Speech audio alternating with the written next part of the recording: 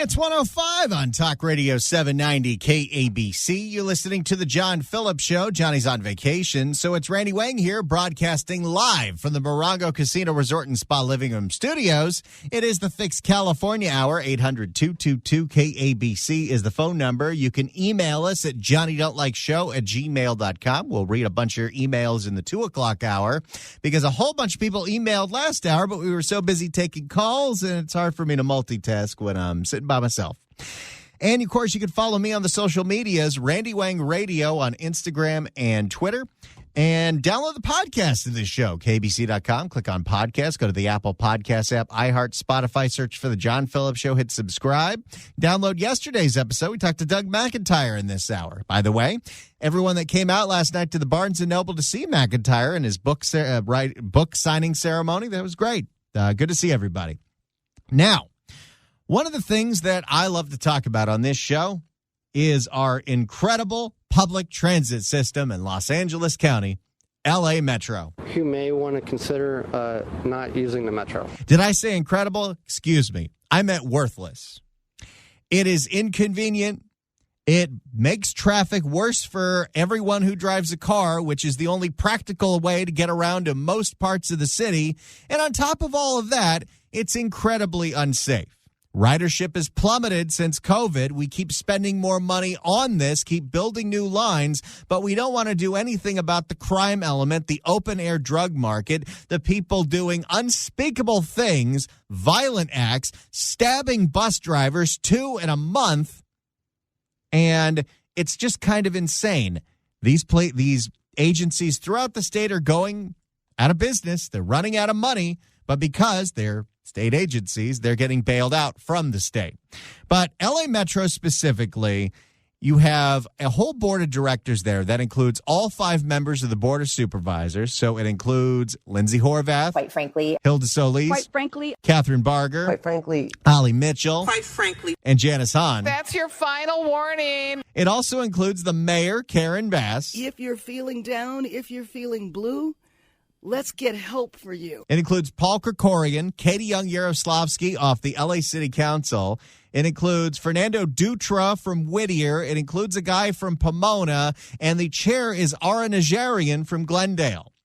That is your board of directors of LA Metro, the people that make all the decisions, like having safety ambassadors instead of actually taking crime seriously on the subways, on the trains.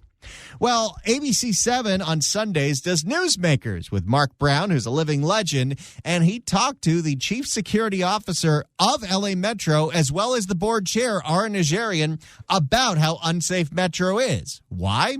Well, if you remember, we played this on the air just a few weeks ago. Mark Brown went on the red line, took his iPhone with him, and what he saw was pretty disturbing. So let's listen to what he had to say to Gina Osborne, the chief security officer of LA Metro, and the board chair, Ara Najarian. Here we go. I want to get right into some numbers that your agency provided for us to kind of track how the crime situation is system-wide. Total Part 1 crime, those are crimes like assault, burglary, robbery, rape, homicide, from January through May of this year. They stayed relatively steady compared to last year, down 5% from 2019 pre-pandemic. But it's important to zoom in on some specific crimes to understand those numbers better. Larcenies, thefts dropped slightly this year compared to last year. They're down 45% from 2019 pre-pandemic. Thefts down from 2019. But aggravated assaults, which are violent crimes, they stay the same, 2022 versus 2023, but they're up 72% from before the pandemic. 72% from the before times. That's pretty huge. And let's not forget that a lot of these crime numbers haven't been updated since February, when the headline went around the world that more people died of overdoses on the buses and trains in the first 2 months of 2023 than all of 2022. Here we are in month 7. They haven't given out any other numbers because I'm sure they're bad. A mixed bag here. What happened? What's the reason for the disparity, and why are assaults so much higher after the pandemic? Well, during the pandemic, we didn't do fare enforcement, we didn't do code enforcement, and so that's something that we let anybody do whatever they wanted on the trains because everyone was home. Well, during the pandemic, we didn't do fare enforcement, we didn't do code enforcement, and so that's something that we're dealing with now by having a lot of people who I call non-destination travelers on our system, people who are not there for the purpose of transportation. So we've been able to address that over the last year with some campaigns that we can talk about and other things in order to address those issues. Yeah. What an incredibly generic answer. Let's try round number 2.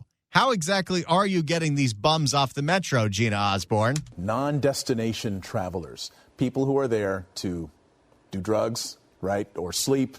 Mark Brown doesn't mince words. Again, living legend. Do drugs, right, or sleep, things like that. That's a problem. How do you keep those people who are have that sort of goal in mind off of the system? Well, we are doing it in a variety of different ways. We do it through fare evasion. We do it. We have homeless outreach teams. In fact, we're tripling the number of homeless outreach teams on our system in fiscal year 24. How about tripling the amount of people making sure people are paying to use the bus? Or, I don't know, making it impossible to get through a train station unless you pay, with gates that actually go up to your neck, not your waist. We do it. We have homeless outreach teams. In fact, we're tripling the number of homeless outreach teams on our system in fiscal year 24 in order to assist people and help provide them services and shelter. And we're also we have... How hard is it to say you can't do crack here? And we're also we have campaigns that we've been doing. On February 13th, we started our drug-free campaign. And after you had 22 people die of overdoses? And we had a supplemental campaign on the red line because we were having some issues there, the red line and the purple line. And over the last, say, 6 months, we've been able to reduce our customer complaints by 35%.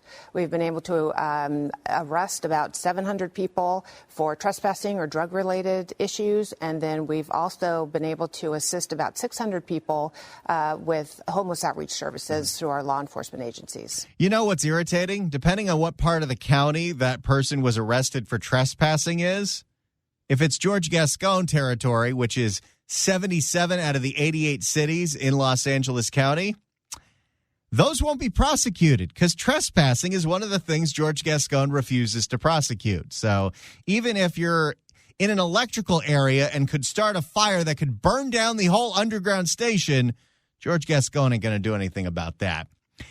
Next up, so what are we doing about bad behavior on the metro that we have seen every single day, whether it's people of Metro LA or Mark Brown himself, who saw it when he rode the red line from North Hollywood to downtown LA? So much of what happens, a lot of what happens, is not necessarily criminal, but it's definitely detracting from the ridership experience. How do you address those things? Things like just bad behavior, somebody, acting out, but not necessarily assaulting people.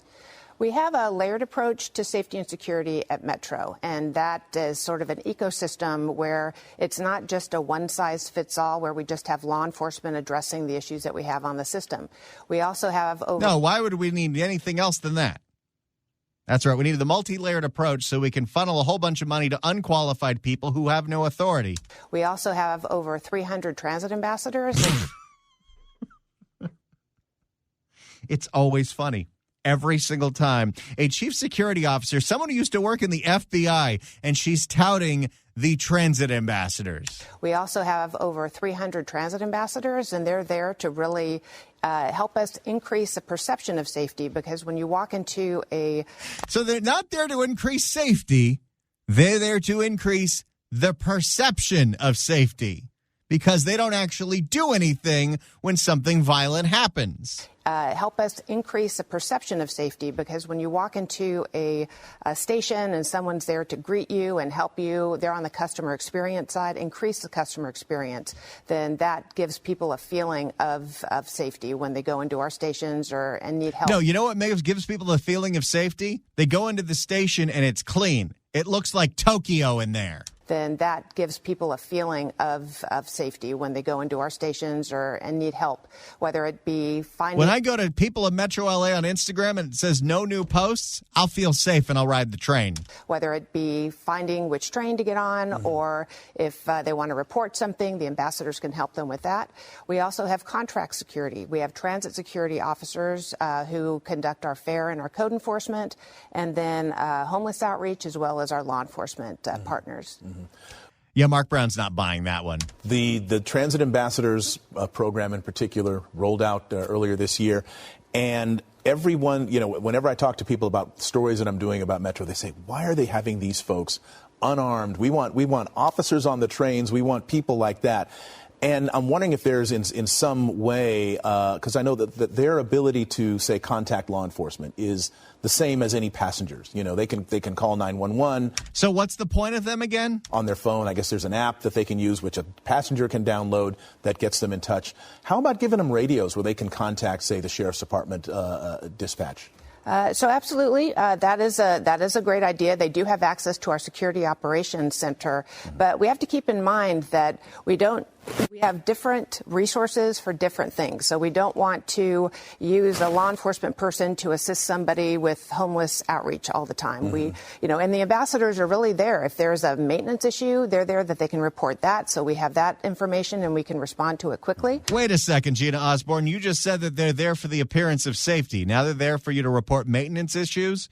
Nobody can define what this job is. If somebody needs to have some law enforcement assistance, they can reach out to our Security Operations Center and get them to do that as well. So really, we want to make sure that the right resources are doing the right thing. We don't need law enforcement. They're there to respond to crimes and be a deterrent as well. However, we do have our homeless outreach and our ambassadors to not only assist with the customer experience, but also assist people who are experiencing homelessness to help them find services. There's no way she believes the drivel she just peddled out on Channel 7. By the way, take a moment with me and let's switch from Channel 7 to Channel 5, because Channel 5 did a ride-along with all the different layers of security on LA Metro, and their reporter talked to an ambassador about what their job is. Another part of the Metro's multi-layer approach to safety is their ambassador program. It started at Westlake MacArthur, but has since expanded to over 300 ambassadors on the entire transit system. Shadea Stewart is one of them. Generally, we have a lot of people out here, they may exhibit signs of aggression. They're throwing things around. They're verbally agitated. They're speaking to themselves. They're moving erratically. During our interview, a man you see there on your screen pushing a cart and speaking to himself approaches the two of us. Security officers then escort him away. How often are you monitoring someone like that versus actually helping the passengers? Thankfully, we're mostly helping the passengers. So I can honestly say that usually these situations are just visually uncomfortable, but all in all, exactly. So the safety issue is not really an issue. What? I'm sorry, what was that? That's the most incoherent answer I've ever heard, and these are the people you're supposed to ask for directions? They were approached by a shifty-eyed crazy guy, and she was asked, what do you do when that happens on the train? And this is her response. Thankfully, we're mostly helping the passengers. So I can honestly say that usually these situations are just visually uncomfortable, but all in all, exactly. So the safety issue is not really an issue. At this point, we just got to call this what it is. The ambassador program on LA Metro, the ambassador program in San Francisco, the ambassador program in West Hollywood. These are jobs programs for the unemployable because they're not doing a damn thing. Now let's go back to Channel 7. Mark Brown with Ara Najarian, who is the chair of the Metro Board. How the hell did we get here? How did it get to this point where you've got these sort of situations happening in particular on some of the subway lines? Well, first, thanks for having me, Mark, and longtime watcher. Thank you. I think gradually, as society has progressed, we have started to see more crime in general throughout Los Angeles region. What really hit us hard, though, was the COVID episode. And during that time, we had a severe drop in ridership.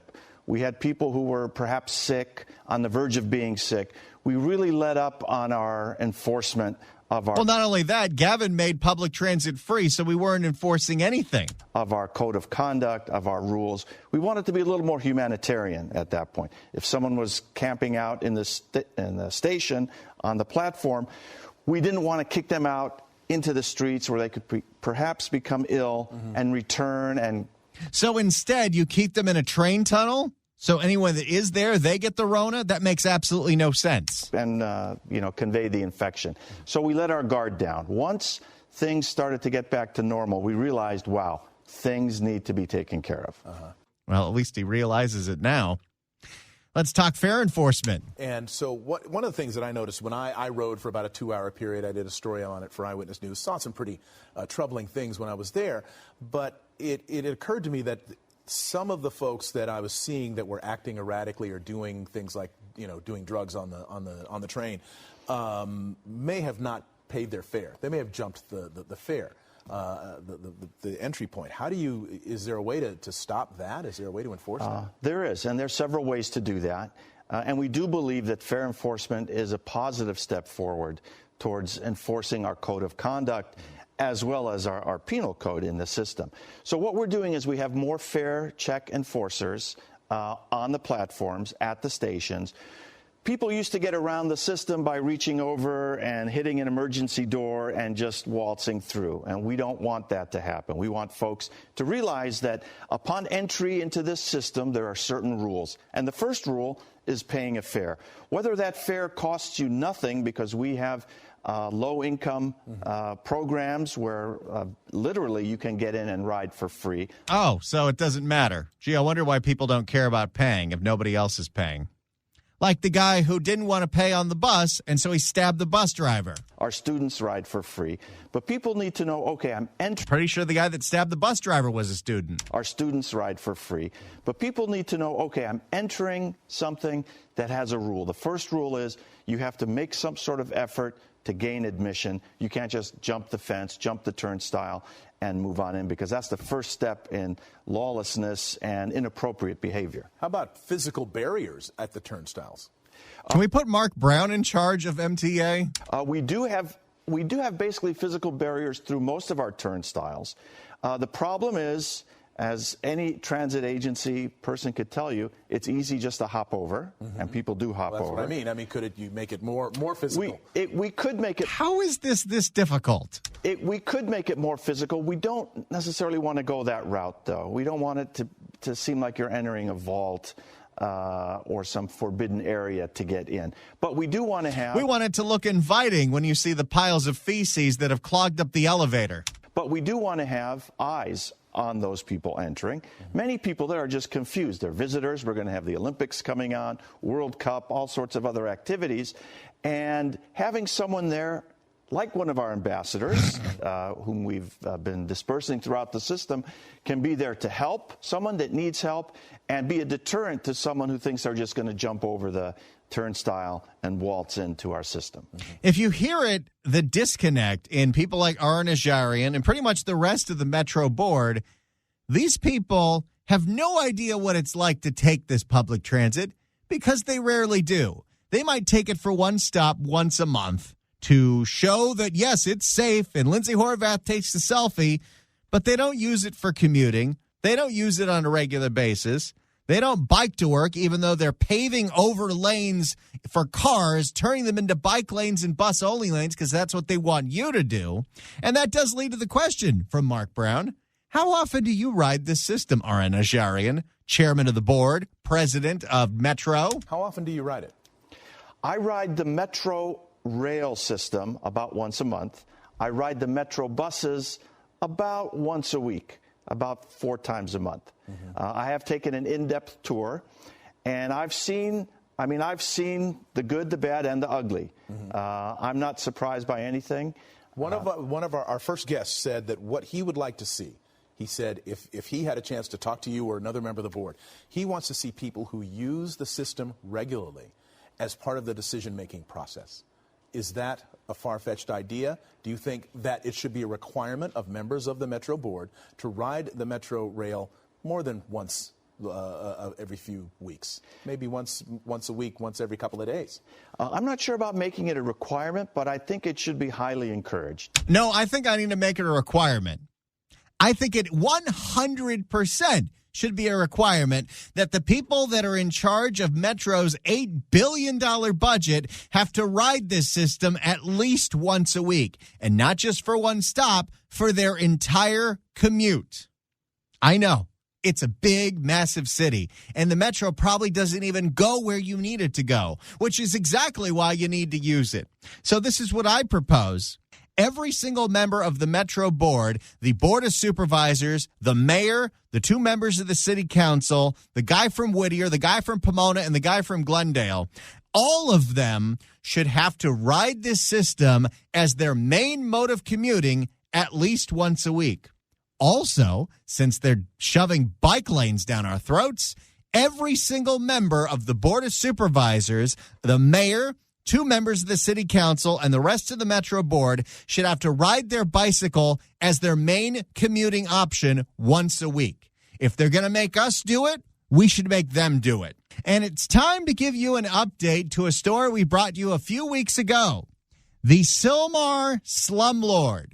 There is a woman who lives in Sylmar on the border of the city of Los Angeles and the city of San Fernando.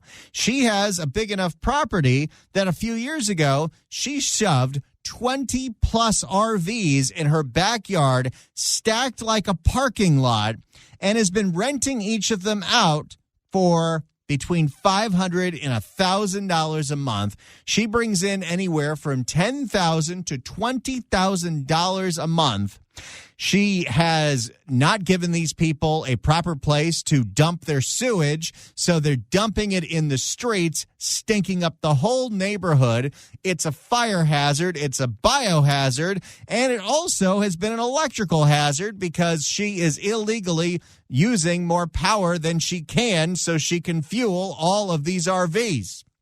Well, so far as we have tracked this story, very little had been done about it outside of the neighbors complaining over and over and over again. And then you had Monica Rodriguez, the member of the city council, just ignore any interview request about this, say that she's doing something about it. Well, it turns out while the city council is on recess, something actually is starting to be done about this because the DWP was out in Sylmar yesterday and they cut this crazy lady's power, cutting the power for her and all of the slum RVs. Let's find out what happened. Here's ABC 7. New development now in this Eyewitness News investigation we have been following very closely. That's the neighborhood nightmare, the RV encampment in Sylmar that has residents outraged. Again, the guy's the best in the business. Neighborhood nightmare, that's an alliteration award right there. Police, fire, and social services were at the property today. Our Rob Hayes has been covering the story. He is there live to tell us what they're doing. Rob. Yeah, 13 years. That's how long some neighbors say this debacle has been going on. That's how long it takes something to get done in Los Angeles. By the way, and again, anybody that likes to knock the local news, whether that's local radio here or local television, not giving any credit to the LA Times, but this was a problem for 13 years. And people were complaining to Monica Rodriguez, who has been the city councilman for that area for several years. And nothing was done. Nothing was done. Nothing was done. Within a month of this story being on the local news, and we talked about it here, things are finally changing. When you shine a light on the incompetence and the corruption, things start to change. Yeah, 13 years. That's how long some neighbors say this debacle has been going on. Dozens of RVs wedged in here, human waste pouring onto other people's property. But today, some signs of action from the city. On one of the I love that this is happening while city council's on break. On one of the hottest days of the year, you wouldn't expect to see this. An LA Department of Water and Power worker cutting power from a home. But this is no regular home. It's the property straddling Sylmar and San Fernando that is packed with RVs. They've had, I guess right now, about 26 RVs. 26 RVs. Yeah. This woman is cashing in and profiting off of misery because you have small children that are living in these biohazards. They've had, I guess right now, about 26 RVs in the back property, and they have a lot of issues with sewage overflowing. Kurt Cabrera Miller is the president of the Sylmar Neighborhood Council. He has no idea who ordered the electric service cut off to the property, but it enraged some of the people living there. You're cutting the power to an elderly woman, and with this heat. Manny Famat works for the owner of the property, Cruz Godoy. Oh, gee, I wonder why he's defending her. There's another guy profiting off of this human misery. You're cutting the power to... This is worse than a refugee camp. You're cutting the power to an elderly woman. An elderly woman that's profiting off the poorest among us? An actual slumlord? Good for the city. And with this heat... Manny Famat works for the owner. She doesn't even live there half the time. So many different reporters from Channel 2, Channel 5, Channel 7, Channel 11. They've all knocked on the door. She's not there most of the time. And when she is there, she refuses to do interviews. She doesn't want to talk about her illegal slum. And with this heat... Manny Famat works for the owner of the property, Cruz Godoy, who declined our request for an interview. Famat, though, says Godoy is only trying to help the people living in the RVs. No. You do not give altruism to this woman. She is making $10,000 to $20,000 a month and destroying her neighborhood. That is not helping the poor immigrants. That is not helping the homeless. Famat, though, says Godoy is only trying to help the people living in the RVs. If they decide to take the trailers out, then they're going to have them right here parked in the street. And there's trailers out there in the street right now that they don't even have tags on them, and they're allowed to stay out there. Well, you know what? He's right about that. Monica Rodriguez hasn't done crap about the RVs that are on public streets. So obviously she wasn't going to do anything about the RVs in this private lot. But when the RVs are turning a neighborhood into a biohazard, something's got to be done. The human waste is dangerous. But after years of complaints from the neighbors of horrible smells and human waste pouring into the streets, it appears the city of L.A. is finally taking some action. Code inspectors from the L.A. Department of Building and Safety were on the property today with police officers backing them up. We reached out to the Department of Water and Power to find out why electric service to the property was cut. We didn't hear back before our deadline. But we've heard plenty from neighbors who say this mess has been haunting them since 2010. Yeesh! This is a long time ago, which is fascinating. 2010 was when the RV problem first exploded. I know I shouldn't use that term in anywhere near sewage, but first exploded in Venice. And this has been happening in Sylmar. And you know what? This is a neighborhood that doesn't speak up. This is a neighborhood that's used to not getting any government services. And finally, when they made enough noise and got the attention of the local news, things are starting to change. This is a good story. Since then, there's been 41 violations and open and closed cases for the Department of Building and Safety on this property. But the number one thing is to stop the biohazard, right? And then also treat everybody with respect and dignity.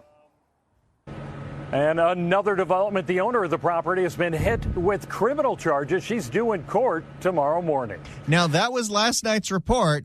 And what do you know? We have an update on our update because just a few minutes ago, it turns out crazy-ass slumlord lady is getting kicked out. Update to a story we've been following for weeks. The owner of a property in Sylmar where dozens of RVs are parked has been ordered to leave by Sunday.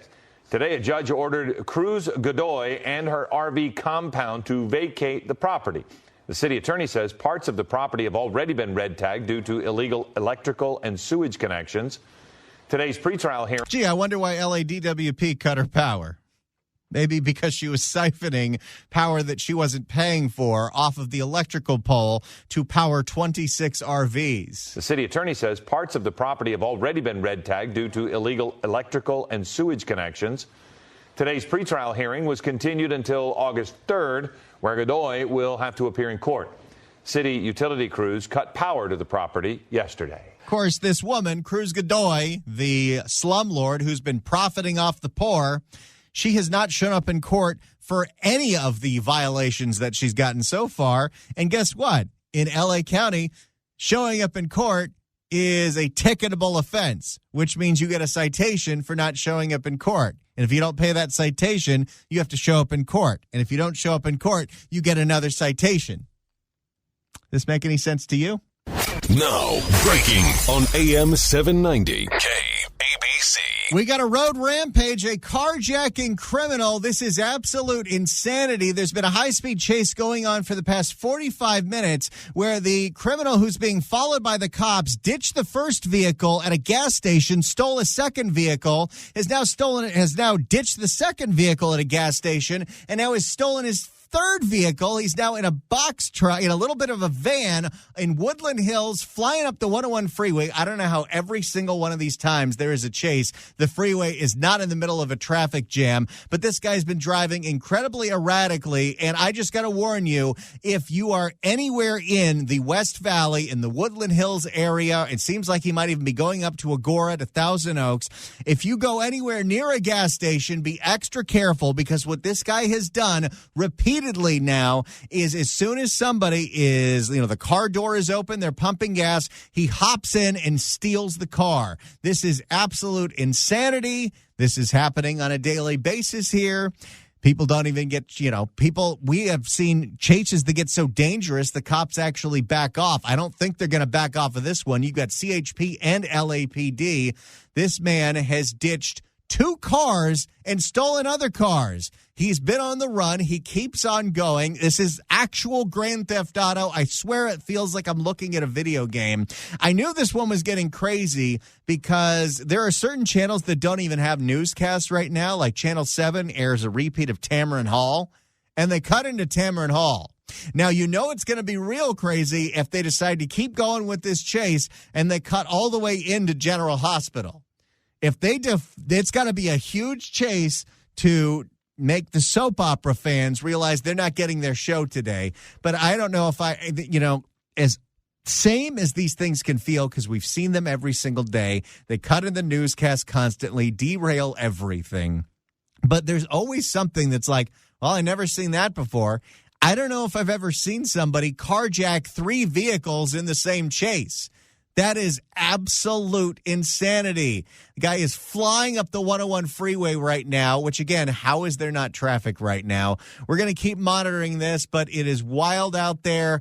If you're in the San Fernando Valley, if you're anywhere near the San Fernando Valley, maybe wait until later today to get gas, because that's what this guy has already done to not 1 car, not 2 cars, but 3 cars. This is crazy. This is nuts. He's currently at the 101 in Shoup. I believe he is traveling northbound. Yes, he's traveling northbound. This is not looking good. We'll keep our eyes on this. If you're in that area, don't try to run out in the street and film it. Don't try to get that for TikTok. Be extra careful right now. This guy is incredibly dangerous. We'll see what's going on. We'll keep covering it, and Kevin Tripp will have more as well. This is Talk Radio 790 KABC.